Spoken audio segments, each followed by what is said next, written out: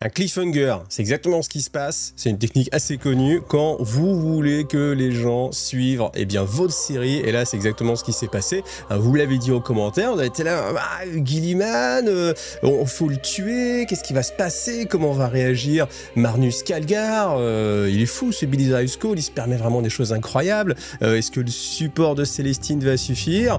Voilà, on n'en le sait pas. Et en fait, c'est pas un choix que j'ai fait moi-même, c'est le choix de Gathering Storm, parce que quand on tourne cette page-là et qu'on a toutes ces histoires, on arrive sur une présentation de Roboute Guilliman, c'est-à-dire un petit point sur l'histoire, pour ceux qui bien sûr ne le connaissaient pas. En tout cas, à cette époque-là, c'est vrai que les Résidorus, c'était connu, il y avait déjà des romans qui étaient sortis, mais c'était pas aussi répandu que ce qu'on a maintenant. Il n'y avait pas autant d'informations, autant de vidéos sur Internet, etc. Donc, c'était quand même nécessaire de refaire un point sur Roboute Guilliman. Et puis, c'est une époque aussi où on n'a pas de Primark qui est revenu pour l'instant, du côté de l'Imperium. On a juste eu, à cette époque-là, je crois qu'on a juste eu Magnus, et je crois que c'est tout, et peut-être juste après, il y a eu Mortarion, mais je crois que là, on est juste à l'époque où il y a Magnus qui est là, et du coup, forcément, c'est un petit peu, tout le monde attend forcément d'avoir son retour, comment va se passer, en tout cas, mais voilà. Et donc, petit point sur Roboute Guilliman, et voilà. Donc, on nous dit que au début, l'empereur a voulu créer des surhommes, l'excellence même, en mêlant technologie et pouvoir warp, et il a créé 20 embryons qui ont été créés dans des cuves spécifiques avec à chaque fois le meilleur de ce que pouvait apporter l'humanité. Et alors après, bien sûr, alors cette histoire-là que je vous résume en 3 phrases, elle est énorme et il y a énormément de choses. Je laisserai chercher un petit peu sur le net. Mais en tout cas, ce qui s'est passé, c'est que les dieux du chaos, voyant cela, ont décidé tout simplement de voler les 20 embryons, de les envoyer à travers le warp. Ce qui s'est passé, c'est que les embryons ont atterri chacun sur un monde de l'Imperium, ça tombe bien. Et en fait, juste là, je me suis dit, mais le chaos, s'il voit une menace et qu'il veut mettre des bâtons dans les roues à l'empereur, pourquoi ne tout simplement pas détruire les embryons? Pourquoi ne pouvait-il pas les détruire? Alors il y a des raisons, mais en fait une raison que je trouve assez séduisante, c'est le fait de se dire, mais on va bien s'amuser en fait. On va bien s'amuser, on sait a priori que la moitié va passer du côté du chaos, la moitié va rester fidèle à l'empereur, et du coup ça va être sympa, ça va être 2 teams qui s'affrontent, il va se passer des choses, il y aura beaucoup d'émotions, des trahisons, beaucoup de morts, beaucoup de combats, et ce qui est beaucoup plus intéressant que si tout simplement on tue tous les embryons et puis c'est fini, après il reste que l'empereur et c'est l'empereur contre les du chaos. Bon, c'est beaucoup moins sexy et je pense que voilà, tout simplement les dieux du chaos avaient envie de s'amuser pendant encore très très longtemps, donc voilà, c'est pour ça qu'ils ont choisi cette procédure. Bien sûr, les embryons, après on va suivre le Roboute Guilliman. Roboute Guilliman, il est arrivé sur la planète de Macredge, qui a été un monde féodal, et il a été trouvé par un des dirigeants qui s'appelle Connor, et Connor a reconnu tout de suite en lui sa valeur, a décidé de l'élever, donc un peu comme son fils adoptif, voilà, son fils adoptif simplement. Et puis tout de suite, Roboute Guilliman a montré qu'il était excellent. Quel que soit le domaine, il grandissait physiquement plus vite. En termes de maturité, il allait beaucoup plus vite que les enfants, que les humains classiques. En termes de force physique, il développait des capacités surhumaine, et très vite il a été le personnage humain sur la planète le plus puissant, le plus intelligent et aussi le plus sage. Alors ça, c'est quelque chose qui est assez important, et sur Roboute Guilliman, souvent on a l'image des Primarques avec les Primarques, oui, ce sont des grands combattants, c'est une sorte de c'est un super Space Marine, mais sur le côté physique. Mais ce qui est très important à noter, c'est qu'il y a aussi un développement intellectuel, c'est-à-dire que Roboute Guilliman, lui, représente le summum de la capacité d'apprentissage sur tout ce qui concerne la logistique, la stratégie et donc son application, la tactique. Et c'est ce qu'il a cherché à imprimer sur la planète de Macredge. Donc au fur et à mesure, bien sûr, il a gravi les échelons du pouvoir assez vite. Et puis, à un moment, il y a malgré tout encore des histoires politiques, et Connor s'est fait assassiner par un traître. enfin Robout Guilliman l'a vengé, le fils vengeur déjà, d'où son nom. Alors voilà, ça peut venir de là. Et ce qui s'est passé, c'est qu'il a pris sous son commandement l'ensemble des forces qui étaient fidèles à Connor et qu'il a rallié en fait l'ensemble de la planète de Macrage sous son commandement. Mais c'est un commandement éclairé, c'est-à-dire que eh bien, les habitants adorent Robout Guilliman parce qu'il représente la justice, l'organisation et en fait il essaie de rendre heureux tous les humains qui sont là. Donc bien sûr punir, châtier ceux qui ne suivent pas les règles, mais établir en tout cas des règles, des protocoles, du bon sens, un sens pratique. Ça c'est quelque chose qui est pas si je vous dis quelles sont les caractéristiques de Guilliman, vous n'allez pas me dire le sens pratique, mais en fait c'est ça qui est important, c'est qu'il a une capacité à absorber énormément d'informations et surtout d'en sortir des éléments pratiques que tout le monde peut utiliser. Parce qu'en fait, c'est pas tout de comprendre exactement comment se passent les choses, c'est une chose bien différente de réussir à transmettre les informations clés pour que eh bien, vos subalternes puissent agir efficacement. C'est ça qui est important, parce que si vous avez une vision énorme, mais que vous avez du mal à la partager, vous êtes un petit peu tout seul dans votre monde, et puis vous avez du mal peut-être à faire des choses parce que les gens ne comprennent pas pourquoi. Et là, Robout Guilliman, il a cette capacité de transmettre efficacement des solutions pratiques pour que tout le monde puisse améliorer la vie. Et c'est pour ça que le royaume de Macrage est même encore actuellement le summum en fait de l'excellence et si vous devez choisir un monde dans l'Imperium, je pense que je pense que Macrage c'est le bon endroit en fait. C'est celui où la vie humaine va être la plus respectée, la plus préservée, où on a l'impression, mais c'est plus qu'une impression, on a vraiment le sentiment que tout est fait pour que que tout le monde soit le plus heureux possible dans les meilleures conditions. Voilà. Et donc, il a continué à développer ça. Donc toute la planète a été unifiée et c'est le moment où l'empereur l'a retrouvé. Et bien sûr, il lui a expliqué un petit peu ses origines. Alors, je pense que Robout Guilliman n'a pas été difficile à convaincre. Et tout de suite, on lui a dit, je te donne la Légion des Ultramarines qui t'appartient. Mène-la comme tu as fait de ton mieux, en fait, pour préserver l'humanité, défendre l'humanité, etc. Et bien sûr, Robout Guilliman, il s'est trouvé avec des ressources bien supérieures, parce qu'il a eu les ressources de l'Imperium, donc que ce soit de la technologie, des forces armées, avec les Space Marines, qui sont les meilleurs combattants de l'humanité, donc bien supérieur encore à ce qu'il avait développé sur Macrage, et il a essayé d'instiller tout de suite sa façon de voir sur les ultramarines. Donc les ultramarines, efficacité, sens pratique des choses, de la tactique, une belle vision stratégique, et voilà, c'était en cette époque-là on disait que les ultramarines étaient la meilleure légion tout confondu, c'est-à-dire les vanilla ultimes, mais les vanilla avec un petit goût magnifique en fait, et la légion qui représentait toutes les qualités qu'on pouvait attendre d'un Space Marine, aussi bien physiquement que moralement, que mentalement, en termes d'analyse, de stratégie, de logistique, etc.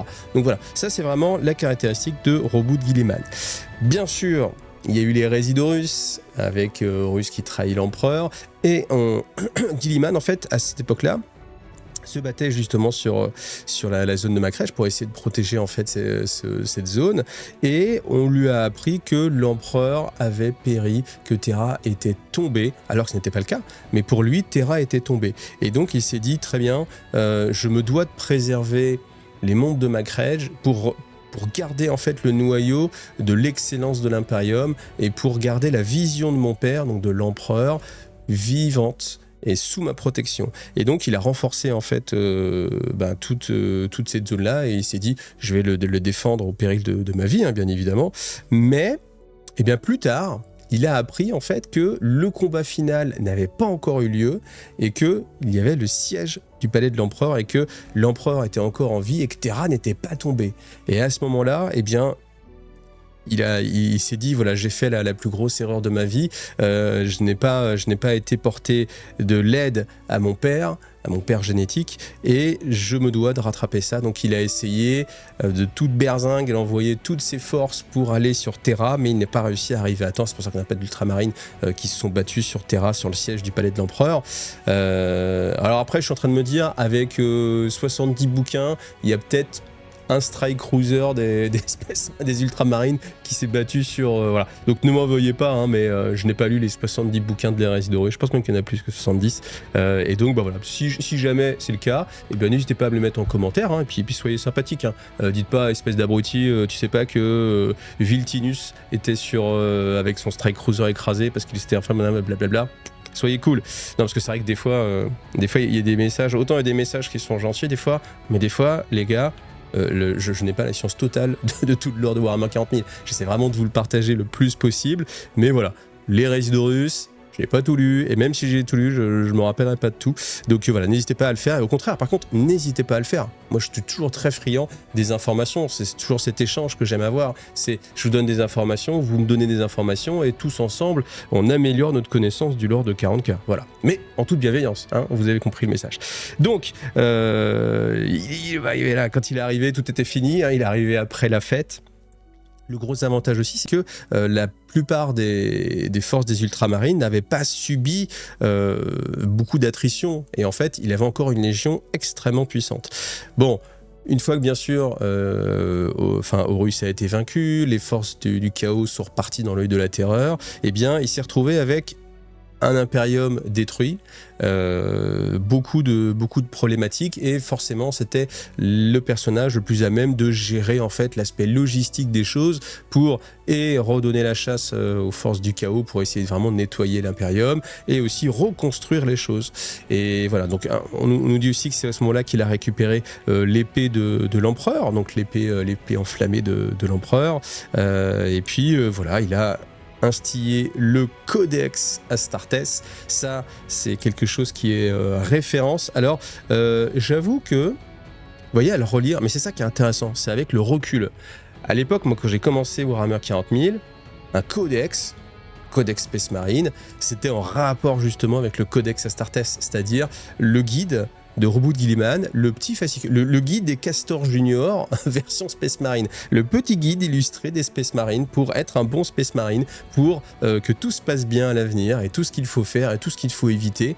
Alors bien sûr, on a des légions qui ont accepté le codex. Alors le gros élément important du codex, c'est de transformer les légions en chapitres Space Marine, c'est-à-dire de ne plus avoir des forces colossales des légions, mais simplement des chapitres qui en plus n'ont pas accès forcément à tout le matériel, et en fait tous les échelons, parce qu'il faut quand même qu'ils passent, alors même s'ils ont quand même une flotte, c'est pas aussi important que ce qu'il y avait à une époque, donc forcément ils ont besoin d'être interdépendants des autres factions de l'Imperium, et voilà. Mais en fait, ce qui est assez amusant, c'est que à l'époque, et encore même dans les débuts, le Codex Astartes était hyper important. Et en fait, je sais que parmi nous, il y en a beaucoup qui étaient là en mode il faut que je fasse mon chapitre tel qu'il est écrit dans le Codex Astartes, avec la première compagnie, les vétérans, la 10e compagnie, les néophytes, la compagnie 3, troisième compagnie, c'est l'artillerie, enfin je ne me rappelle plus exactement, mais vous voyez en fait tout ce système-là. Et en fait, on avait vraiment quelque chose de très carré. Sauf que depuis l'ouverture de la cicatrice Maenitum, donc depuis 3 versions de Warhammer 40 000, j'ai l'impression que le Codex Astartes, on n'a plus rien à battre. Parce que les primaries c'est différent, parce que de toute façon tout a changé. Et alors même si je sais que Roboute Guilliman a fait quelques amendements à son codex, eh ben, j'ai l'impression que c'est quand même quelque chose qui est passé en retrait, et hormis codex pour dire voilà, bouquin d'armée, il y a moins cette prédominance du codex tel que... Enfin, ça a perdu de sa superbe. Je sais pas ce que vous en pensez, vous me le direz en commentaire, mais je trouve que ça a vraiment perdu de sa superbe par rapport à ce que c'était avant, et avant on avait vraiment le Codex Astartes qui signifiait quelque chose, alors que maintenant je trouve qu'on n'en parle plus jamais, je le vois, enfin on n'en parle plus, juste pour dire que voilà... Il y a des légions qui suivent un petit peu moins les choses. Typiquement, voilà, les Space Wolves, par exemple, c'est pas très étonnant. Mais voilà, bon, vous me direz ce que vous en pensez. Alors après, je vous l'ai dit, hein, il est arrivé trop tard sur Terra et cet échec le mine. Et en fait, quand on est aussi excellentissime qu'au reboot de Guilliman, bah forcément, on a du mal à accepter ses erreurs et on paye plus durement chaque mauvaise décision. Et là, du coup, c'était la mauvaise décision, ne pas partir à temps, ne pas sauver l'Imperium, ne pas sauver son père. Et voilà, c'est quelque chose qui le hante encore. Et ce qui s'est passé ensuite, c'est que, eh bien, il a continué la traque et le combat le plus important s'est passé sur Tessala. Et sur Tessala, il s'est battu avec Fulgrim qui était déjà un primarque démon et qui a réussi à le blesser mortellement avec sa lame empoisonnée. Donc il a perdu en plus le combat contre Fulgrim. Alors, au bout de Guilliman, c'est pas le meilleur combattant. Fulgrim, c'était l'excellence du combat. Voilà, forcément, sur un point précis donné, le combat, au bout de Guilliman, ne faisait pas le poids. Surtout que à cette époque-là, en plus, on avait Fulgrim qui avait gagné des compétences. Hein, avec j'en ai déjà parlé, j'ai déjà fait des vidéos dessus, mais forcément quand vous êtes des primarques, alors forcément vous avez chacun vos spécialités, mais quand en plus vous avez accès aux dons démoniaques, à la puissance du chaos, uniquement vous avez quand même un gros avantage. Donc Fulgrim, alors je ne sais plus, je ne sais pas, est-ce qu'il pensait la foire achevée, ce qui s'est passé, parce qu'en fait il n'est pas mort sur le champ de bataille, mais il a été plongé en stase. Alors je ne sais pas comment ils ont réussi, là j'ai pas l'information, donc si vous l'avez, je pense que c'est décrit quelque part, comment les Ultramarines ou une autre force a réussi à préserver Roboute Guilliman pour le mettre dans un champ de stase avant qu'il ne meure, et pourquoi Fulgrim a laissé faire ça? Parce qu'il avait justement des petits remords, où il s'est dit tiens, je n'ose pas t'achever, ou alors est-ce que c'est comme dans tous les méchants, dans tous les James Bond de la bonne époque où oh tu vas mourir avec cette tronçonneuse et je ferme la porte et je m'en vais parce que je veux pas voir ça. J'ai envie de te tuer mais je veux pas te voir mourir. Donc voilà. En tout cas, toujours est-il que depuis ce temps, eh bien Roboute Guilliman est préservé sur Ultramar et que ça s'appelle comment la chapelle le temple de la correction, voilà. Depuis ce temps, il attend en stase en espérant que peut-être un jour quelque chose le fera revenir. Mais il n'est pas mort. Donc vous êtes toujours suspendu au cliffhanger. Et là, que va-t-il se passer? Eh bien, donc on a le tumulte des voix, tout le monde est en train de s'étriper, mais alors verbalement pour l'instant. Alors on a les bolters qui sont pointés, les armes qui sont sorties, Ivraine qui se maintient prêt au combat, le Vizark à ses côtés, Belisarius Cole qui regarde mécaniquement, qui commence à faire chauffer ses armes à plasma. Enfin voilà, tout le monde est très énervé. Et puis oui, le tsar, on a Marnus Calgar qui a depuis tout à l'heure en fait un message qui sonne à son oreille et agacé, il décide de l'accepter et il est prêt à vraiment faire beaucoup de remontrances à celui qui ose le déranger dans ce moment aussi important. Et en fait, eh bien, tout ce qu'il allait dire meurt dans sa gorge. Simplement, il lève les yeux au ciel, il a le temps de crier attention, et là, en fait, tout le plafond en arme à verre se fissure, tombe, et en fait, des morceaux de maçonnerie de verre tombent au sol. On nous dit que c'est aussi grand que des boucliers Storm, donc on imagine bien donc des portes du coup,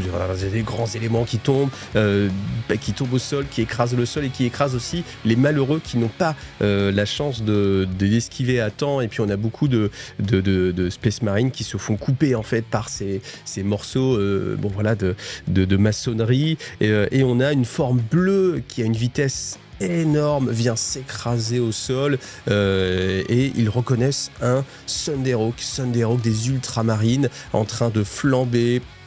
Il s'arrache sur le sol. Alors il a déjà perdu une aile, il est en train de rouler plus ou moins, il défonce une statue incroyable d'architecture. On avait justement Roboute Guilliman qui luttait contre Alpharius. Alors j'aurais été curieux de voir cette statue justement, mais elle est vaporisée par le Thunderhawk qui fait un roulé-boulé et qui vient tanguer en fait sur le côté où il a perdu en fait son aile. Dès que c'est au sol, eh bien on a la rampe d'accès qui s'ouvre et on a des formes noires qui s'envolent tout autour. Ce sont des raptors de la Black Legion qui entonnent leur cri de guerre pour attaquer directement, on sans doute, Roboute Guilliman. Alors Magnus Kallgar, quand il voit ça, eh bien en fait il arrache l'étreint parce que il y a des forces du chaos qui sont au pied de son Primarque, non seulement sur son monde, non seulement au cœur de ses défenses, mais à quelques mètres simplement de son Primarque. Donc la rage lui fait mourir en fait. C'est peut-être un manque de discernement, mais en tout cas il y a vraiment une rage qui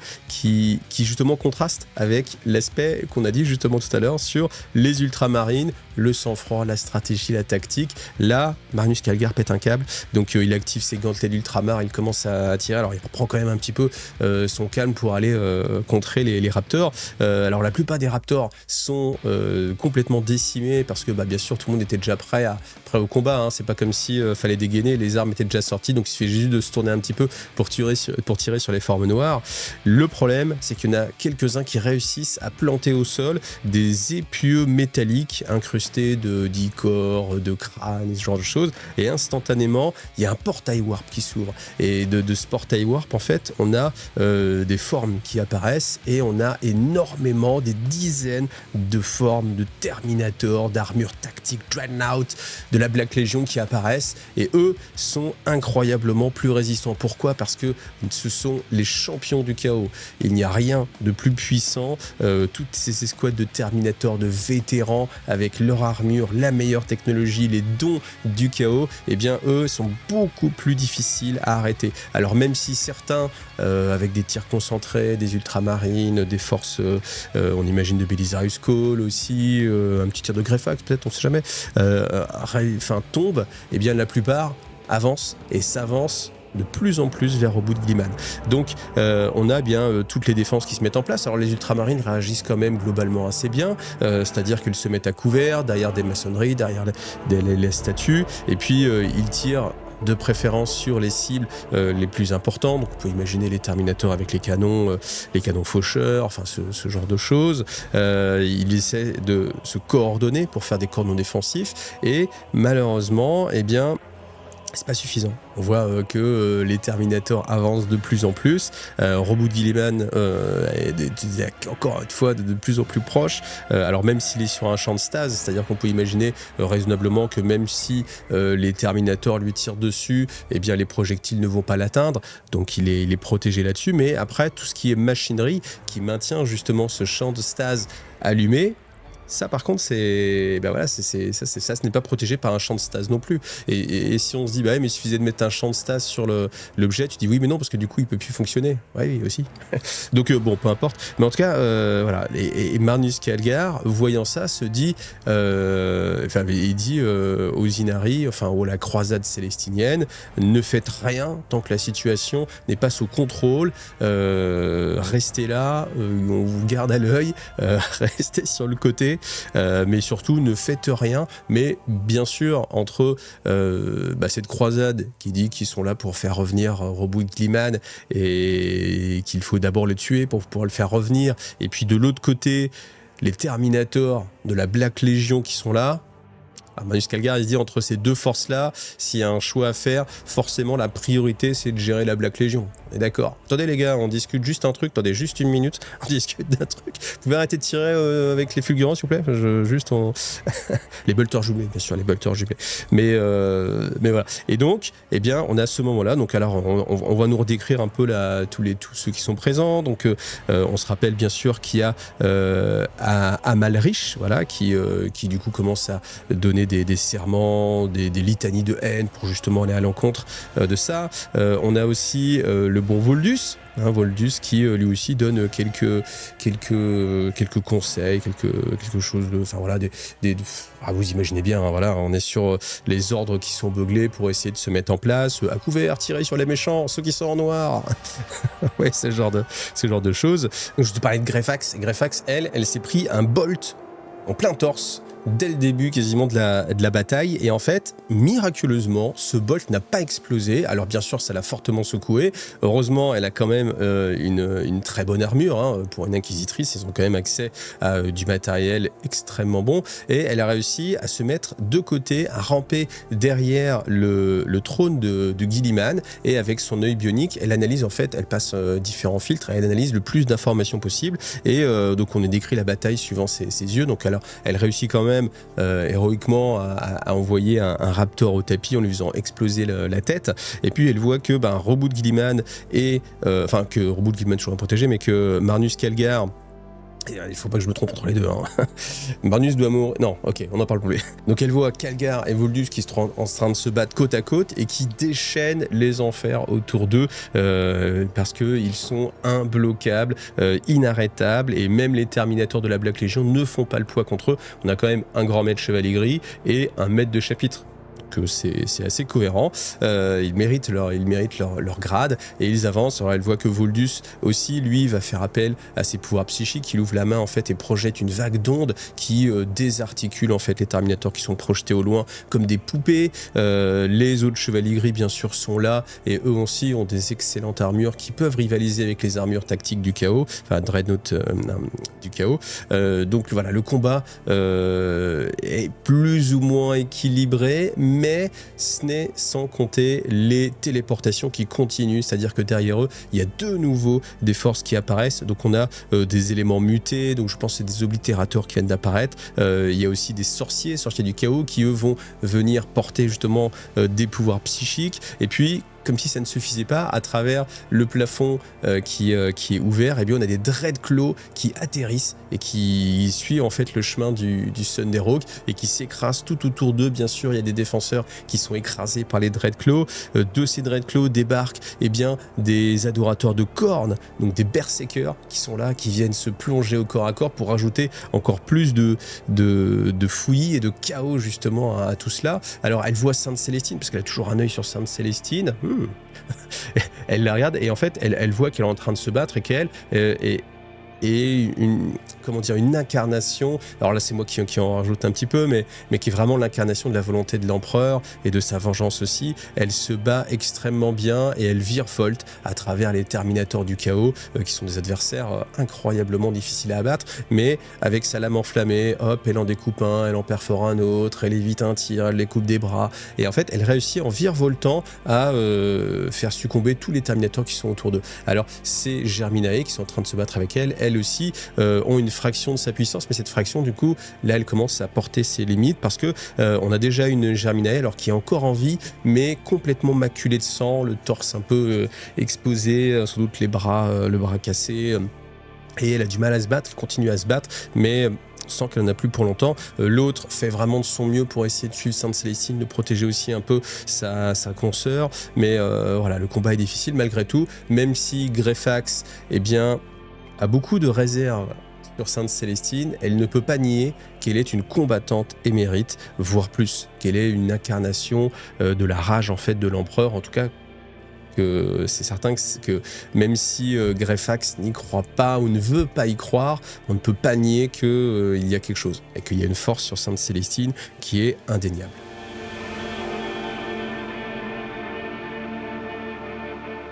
Donc les ultramarines se trouvent de plus en plus en infériorité numérique. Pourquoi ? Parce que déjà, il y a des renforts qui viennent des forces du chaos, alors qu'eux ne reçoivent pas de renforts. Pour l'instant, ils sont uniquement avec les forces qui étaient là pour escorter la croisade célestinienne et les Inari. Et même si on a des grands combattants, avec justement Marnus Calgar, encore une fois, Voldus, Tigurius aussi, ça ne va pas être suffisant sur le long terme. Alors, pendant ce temps-là, on est toujours du point de vue de Greyfax. Greyfax, elle a un appareil qui lui permet de détecter dès qu'il y a des poussée en fait de pouvoir psychique, et son appareil lui indique, hop, regarde dans cette direction. Elle regarde et elle voit les 3 sorciers du chaos qui sont nimbés de flammes et qui sont en train de faire une invocation. Donc, qu'est-ce qu'ils vont invoquer ? On ne sait pas encore, mais en tout cas, elle juge que ce n'est pas une bonne chose. Donc elle utilise justement son pieu béni qui est sur son bolter Condemneur. Donc c'est un bolter avec une arbalète un peu comme les chasseurs de vampires, la Van Helsing, tout ça. Donc elle tire et en fait elle peste parce qu'en fait elle voit que son pieu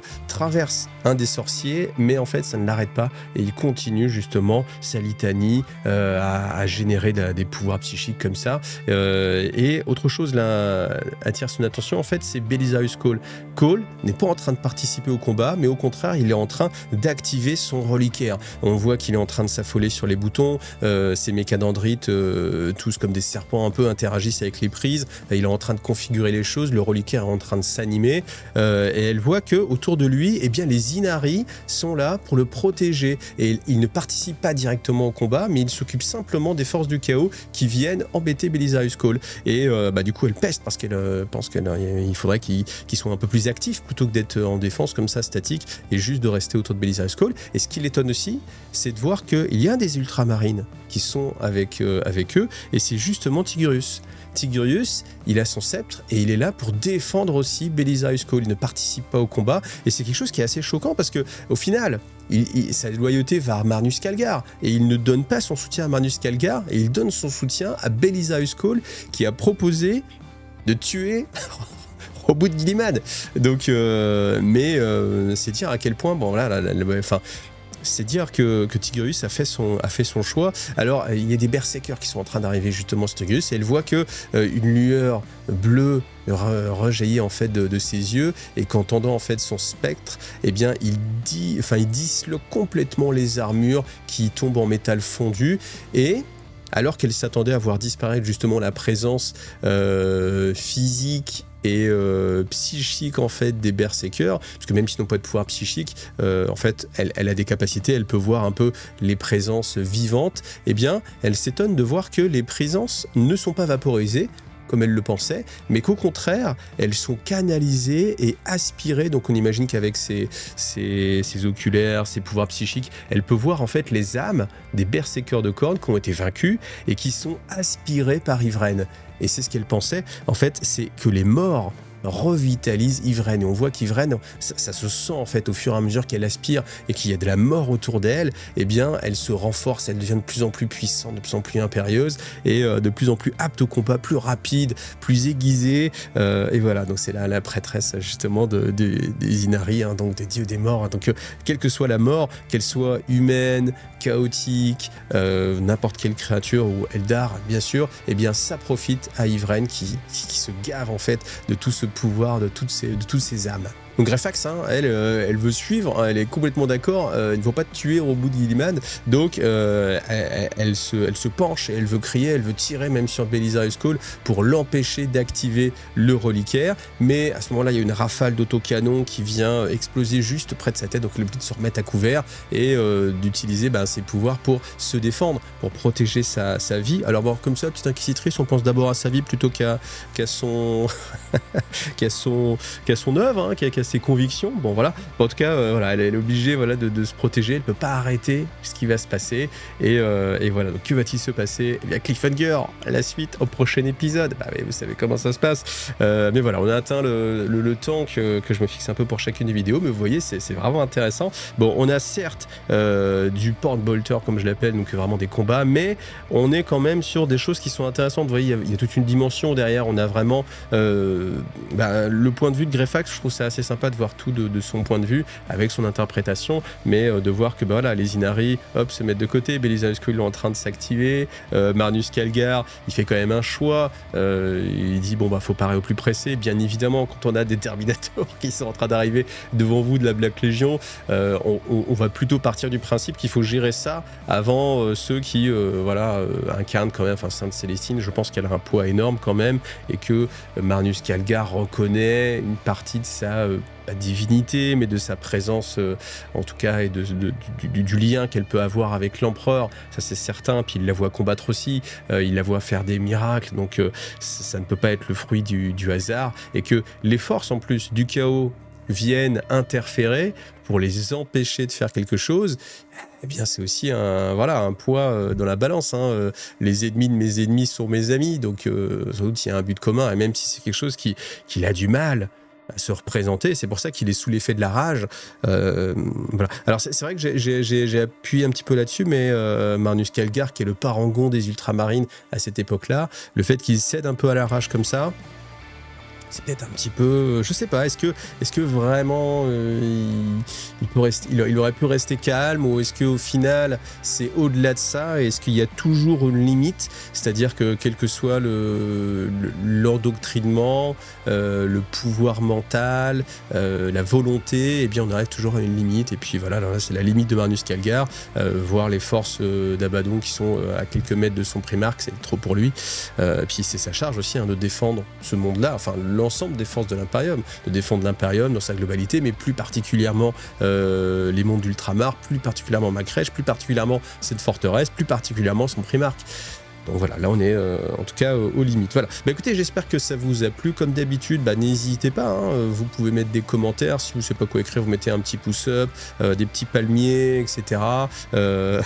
Vive les ultramarines ou anti-ultramarines, je ne sais pas. En tout cas, ça fait écho aux petites vidéos qu'il y a eu sur Warhammer Community sur les ultramarines. Donc ça tombe bien, c'est assez marrant. Et puis on se retrouve jeudi prochain, peut-être un peu plus tôt sur Tipeee si vous me suivez sur Tipeee. Puis si bah voilà, vous avez envie que cette histoire continue, n'hésitez pas à me soutenir, hein, de la meilleure des façons. Donc comme d'habitude, l'abonnement, ce genre de choses. On n'est pas loin des 10 000 abonnés, hein. Donc n'hésitez pas, abonnez-vous, cliquez dessus. Puis voilà, on se retrouve la semaine prochaine, peut-être un petit peu plus tôt. En tout cas, merci à vous de m'avoir écouté jusqu'ici, et à bientôt. Salut, bye.